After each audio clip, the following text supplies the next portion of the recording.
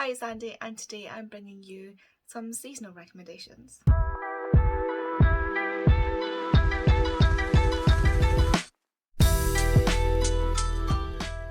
Today's video is going to be me recommending you some more seasonal autumnal reads, and this is kind of a combination of cozy and spooky, and this spooky it's not really spooky. Like, I'm not a horror person, it's nothing like that.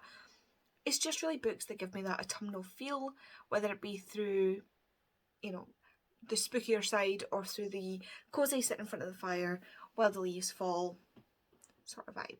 I have 15 books to show you, so I'm just going to get kicked right off. The first book I'm going to recommend to you is A Dowry of Blood. This is a Dracula retelling, so it's got that eerie, vampire-y Dracula setting, and it's also quite a heavy book. It deals a lot with abuse, be it emotional manipulation, verbal abuse, things like that, and there is a massive list of trigger warnings in the front, but this one really is. It's dark, it's atmospheric, it's very creepy. I read this in the summer and it was still really creepy, so for sitting at night reading during the autumn, during the spooky months, during the bear months, this is definitely a great one. This follows Constanta, who is Dracula's first wife, and through her life, as she kind of, it's almost like a letter format where she is writing a letter to Dracula to explain to him why she did what she did. And I just love this. I love this so much. It does a description of abuse so well, which sounds really weird when I say it like that, but the quality of the writing and the way that the author has been able to pull up the accuracy of how it feels to be in these kinds of relationships is just, for me, just, I've never seen it done so well. Next is one that's definitely really creepy, and that is Miss Peregrine's Home for Peculiar Children by Ransom Riggs. This one, if you've never heard of Miss Peregrine, I don't know where you've been. This is a book that has the creepiest photos in it, and this is a book about peculiars. So peculiars are people who have abilities, peculiar abilities. So, for example, this girl, see, she's actually levitating, she can float. And you get people who are invisible, people who have the ability to control plants, bees, other things like that. And then Miss Peregrine, who literally, she's a Yimbrin? I'm not quite sure how to pronounce it, but she literally turns into a peregrine falcon. And these peculiars are hunted by wights and by hollows, which are usually, I don't know if they all start off as peculiars and they become them, but they're like the bad guys, the evil, like monsters who try and literally eat them. And they are hunted by them, so they live in these things called loops, which hollows and wights cannot enter. And each loop is controlled by a Yimbrin, and they literally loop 24 hours. So they will go to a point in time somewhere and loop that 24 hours. And Jacob finds out about peculiars through his grandfather one night when his grandfather is killed and Jacob witnesses it. He then is pushed into this world of the peculiars and goes to find Miss Peregrine, even though he doesn't know who he's looking for straight away. This book is so kind of ominous and dark in a way that's still YA, leaning towards middle grade type, I would say. But like I said, the pictures, like here again are some of the pictures. They're just like dead ass creepy. Ransom Riggs, what he does is he goes to like car boot sales and yard sales and things like that, and he finds these boxes of pictures that people have, and he takes them home and he finds the creepiest pictures and he makes these stories from these pictures. I actually have a copy of a bunch of pictures that you can see if you go and watch my bookshelf tour, and it's like, it comes as a special with this edition that I got of this book, and it's a copy of all the pictures that are in the book, and they're very disturbing, very like spooky, creepy, nightmare fuel type thing, but the story is really interesting, and I just don't know how to describe this, but it is its whole own world and I adore it. Next up is Stalking Jack the Ripper by Kerry Maniscalco. This again is kind of on the more eerie side. So this is about Audrey Rose, who wants to become a pathologist basically, but as you can tell by the clothing, it is historical fiction, and by historical I mean in the 1880s, late 1880s. Aubrey Rose's uncle is actually works for the police and does a lot of pathology work for the police, and Aubrey is his assistant alongside Thomas Creswell, who I do love Thomas Creswell, I have to admit, and they are sort of trying to discover who Jack the Ripper is. And I didn't see the twist coming. More people than not saw the twist coming, but if you're not like a mystery reader, this is a really good mystery to read. For me, it was fantastic and I really, really enjoyed it. It is eerie. It is the streets of London in 1888 or 1880 something, late 1880s. As a young woman traversing this sort of society while also being mixed race and also with Jack the Ripper on the loose. Like, I love this. I loved the atmosphere. I really, really enjoyed Kerry Maniscalco's writing for this. Next up is Babel, which is a very well known by now dark academia book. This follows Robin, who is recruited for Babel at Oxford University, and in the school they do metalworking, silverworking specifically, which is kind of taken over for, like, it's an alternate history where silver and magic is used rather than the Industrial Revolution. And it is most definitely a dark academic historical fiction with a little sprinkling of fantasy, almost magical realism. This is not a fantasy, so don't go into it thinking it's a fantasy. And this follows Robin, who is from Canton in China, and he is taken from his home and sort of brought up by this professor, who then enrolls him in Babel. And it is, like I say, it's a dark academia, it is atmospheric, it is Oxford University way back when, and it is quite, I don't know what to say about this without giving too much away, but this has been one of my favourite books just of all time. I absolutely love the etymology discussions that are put into this book and the discussion of race and class, colonialism. It's just a fantastic book, and I love that our characters don't take anything lying down. I absolutely love it and I cannot recommend it enough. Next up is another one that I've been talking about a few times, and that is Her Majesty's Royal Coven by Juno Dawson. This is about witches in Britain who are part of the government, who work for the crown, hence Her Majesty's Royal Coven. They were created by Anne Boleyn, and they are, yeah, it's about witches. Like, how can you get any more atmospherically autumnal? Well, actually, it's also set in a small village, so there you go. I think it's a small village, and I don't want to say it because I don't know England very well, but it is set in a place called Headon Bridge, which is a sort of small-ish village, and it is about Neve, who is the main character, but she's also, it has her friends in it. I always say it's like Charmed meets Spice Girls because there's 5 of them, and it's about Neve and her friends and how they've all kind of drifted apart and lived different lives, and then enter this child that's found, who they believe is the Silid child, the child who will bring about the end of the world. And Helena, who is the head priestess of HMRC, brings in Neve to find out what's going on with this child and if they are going to be the silly child, and it all kind of spins out of control from there. I loved this book. I'm so scared to read The Shadow Cabinet because I know this left off on a cliffhanger, that's going to leave off in a cliffhanger. I'm just scared, but I love Juno Dawson's writing. I've met Juno Dawson. She is fantastically lovely, and I am so excited that we're getting another at least 2 or 3 books in this world. Also, the audiobook for this, top tier. Absolutely top tier. And of course, you cannot even think to discuss Cozy Reads if you're not going to include Legends and Lattes by Travis Baldry. This is about Viv, who is an orc and she is a mercenary, and she's been saving up her money because all she wants to do is open up a coffee shop.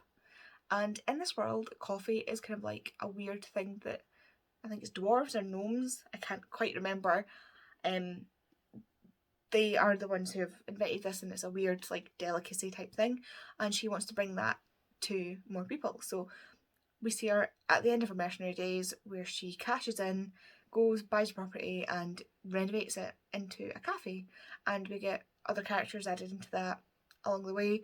This is so atmospheric and cosy, like you can smell the coffee in your imagination and all the sweets and stuff that they make, the little pastries, and this just like, imagine sitting in a sort of tavern like place, all new wood, that smell of the new wood and the varnish, the fire's going, there's coffee and pastries, and you're just relaxing beside the crackling fire drinking Viv's version of like a pumpkin spice latte.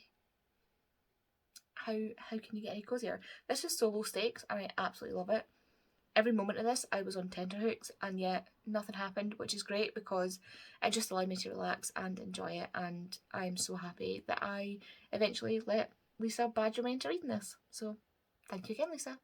Next is my only really like, not silly, but kind of silly recommendation, and that is Pumpkinheads by Rainbow Rowell and Faith Erin Hicks.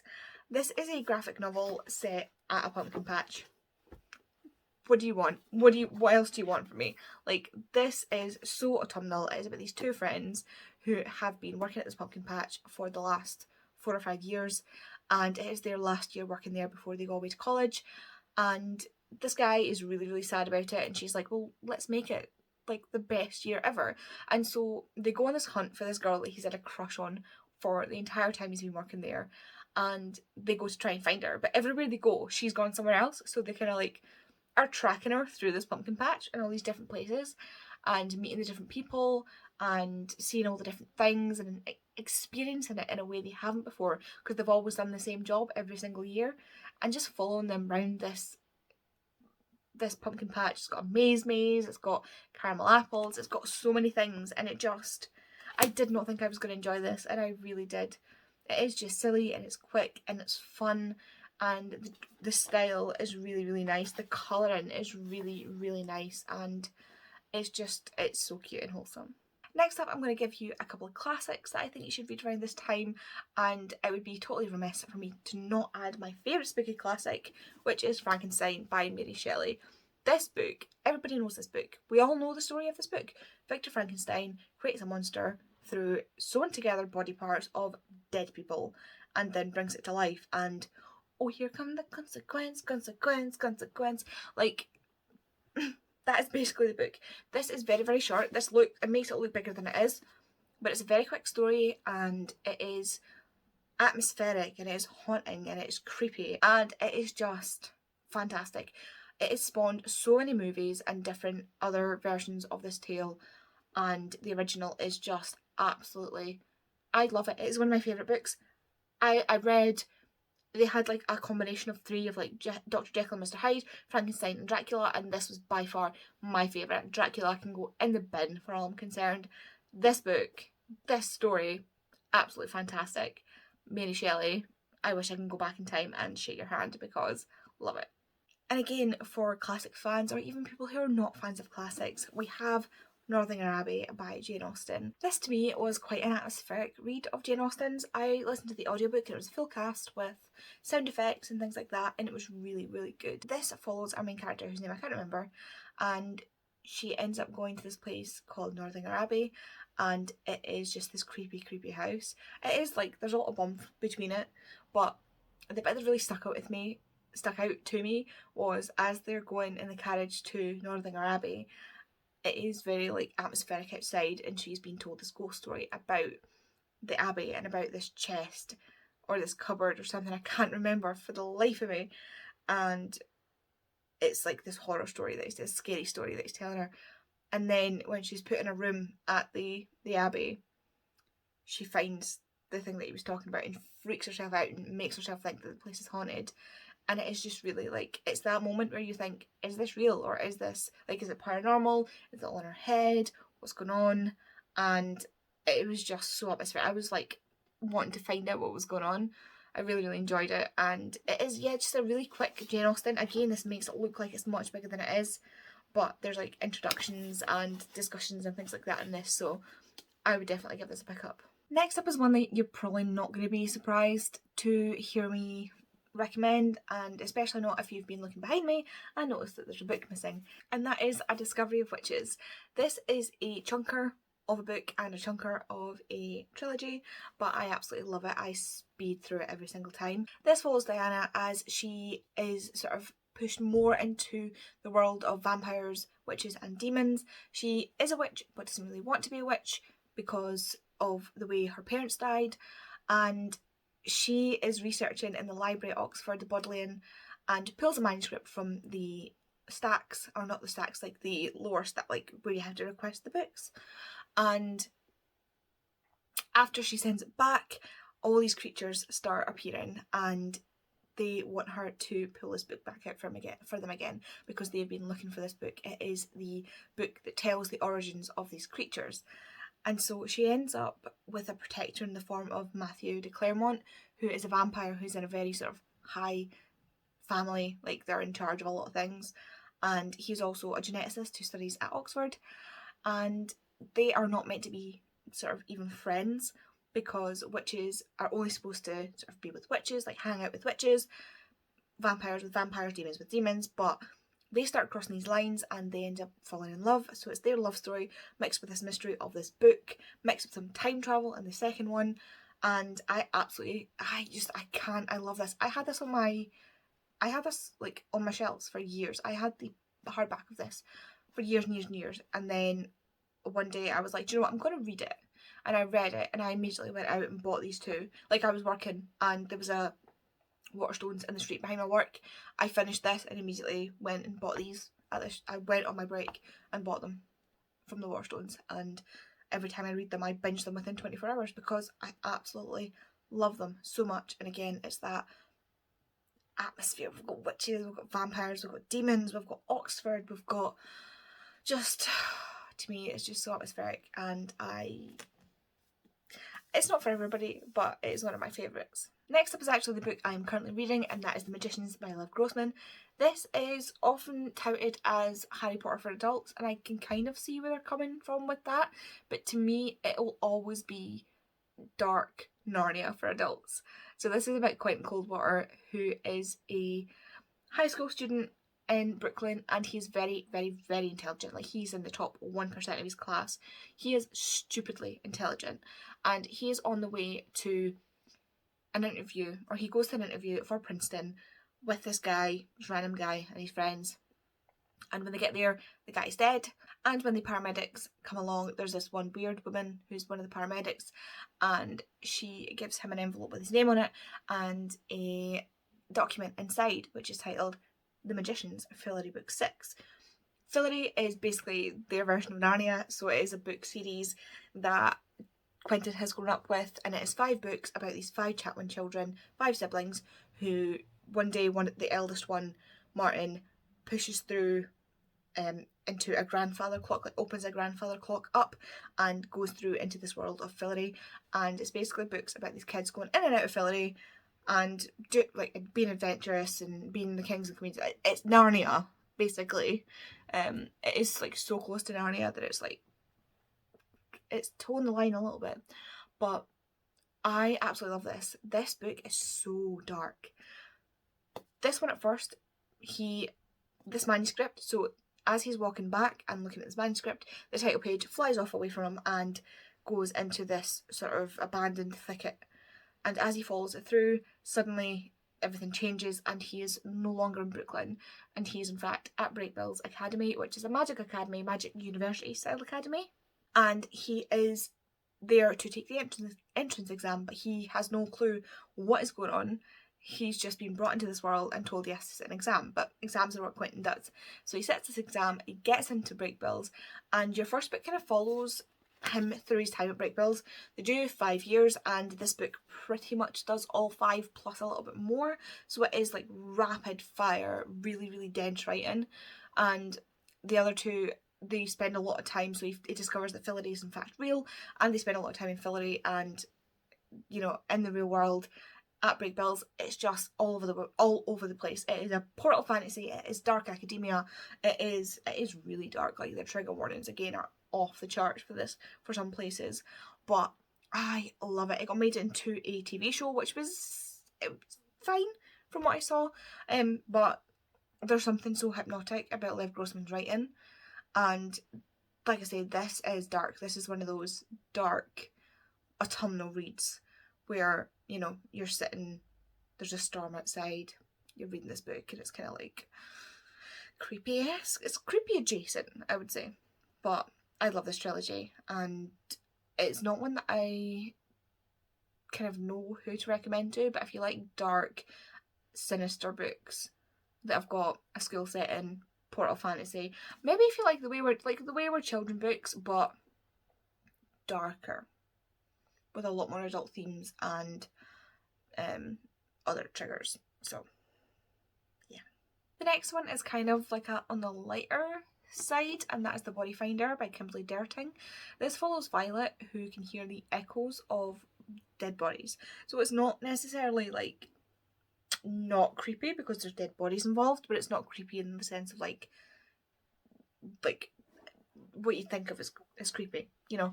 So these bodies give off these echoes, so everybody has it, and she is very good. She has this ability to hear them. So it might be, for example, one of them has a bell that rings. She can hear the bell ringing, or a particular smell, but not like dead body smell, just like, say for example, roses.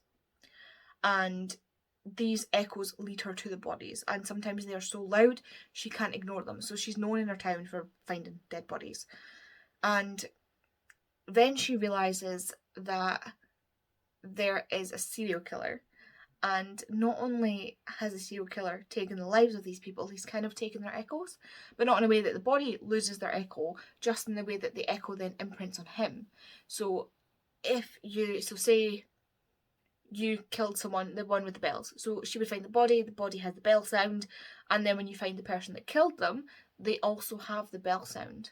So she can connect the 2 points. And he's obviously building up all these different echoes. And this, I've not read this series for so long, but it becomes sort of thriller, it's YA, but it becomes sort of thriller-esque when the serial killer starts to look at her, and then there's this secret society of these people that have this ability, and it just grows from there. I love this series. It's such an addicting writing style. Again, it's YA, it's lighter than some of the darker ones that I've been talking about here, but it's still very atmospheric and still very sort of creepy adjacent. And I've never met anybody else who's read this, so I do try and recommend it. Next up is one that Tori will back me up on being such a good read, and that is Witch Child by Celia Rees. This is a sort of book of diary entries about this girl who has lost all of her family in England and has been sent over to the Americas to be sort of adopted into this town. And these are her diary entries of what's happening, and it is around the time of the Salem witch trials. And of course, you know, as our main character is the main character, she's accused of being a witch, and it has to really stay like, it's not an accusation, it's more like a suggestion. She also befriends the natives in the area, and that's looked on as suspicious. She's a single, lone woman. It's all just like these things that start happening to her, and it's so interesting to go through. And one of the things that I love is this is very historically based, as in Celia Rees was part of a historical, not necessarily dig, but they were looking over this old town by Salem, near Salem, and they found these diary entries, and she's basically transcribed these diary entries and then done a lot of historical backup work to find out what happened to our main character. This is one of the first books I read that was based on true events. Like, she has transcribed this girl's diary from the 1650s. It is so atmospheric and interesting and tense, and just I love it. There is a second one as well where Celia Rees has gone off and researched to find out what happened to her after this book, because obviously the diary eventually stops. I just love this so much. Tori can back me up on this. It is a special kind of book, and it is, again, it's like YA. It is, but it's like, I don't know, I don't want to say it's high stakes, but it is, because it's life or death, but it's also like tentatively life or death until it's not. I'm going to stop talking because I'm just rambling now. Next up is The Asylum by Karen Coles. This is a book that's kind of, again, thriller-esque, like creepy-esque. This is about our main character, Maud, and she is interred at a lunatic asylum, and it's set in 1906.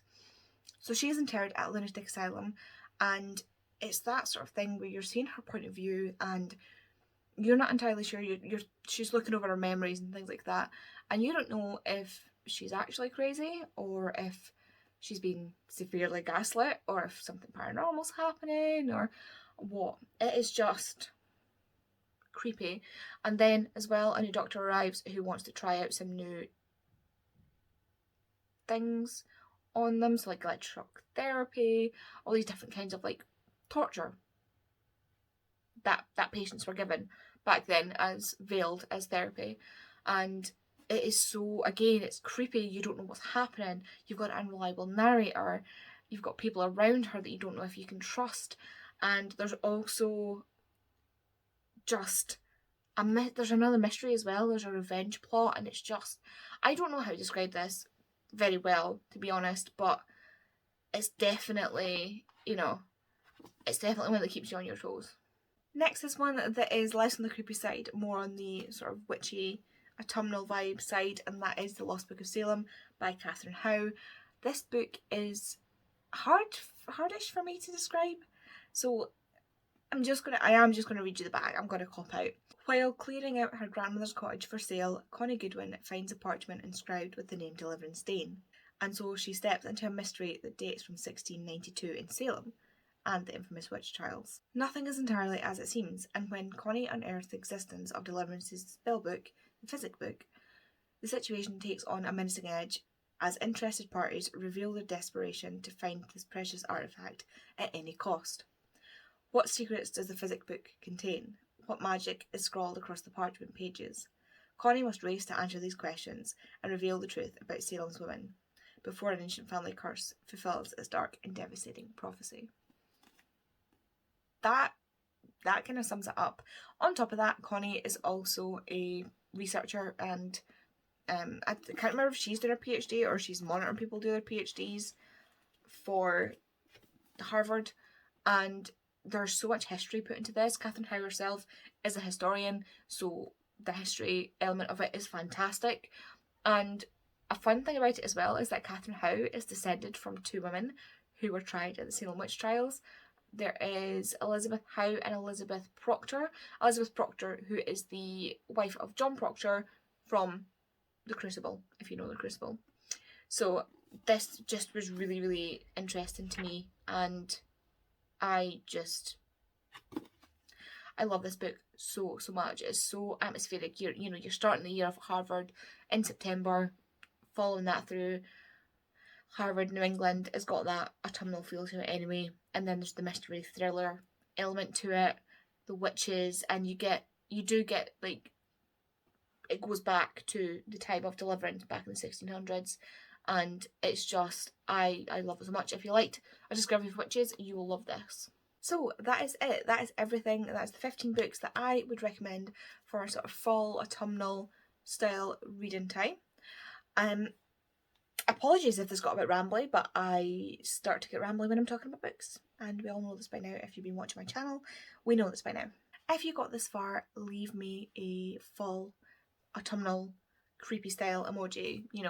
Do the autumn leaves, do the, like a witch or a vampire, or something that gives you fall autumnal creepy-esque vibes. A pumpkin, something like that. But thanks very much for watching, and I will see you in the next video. Bye!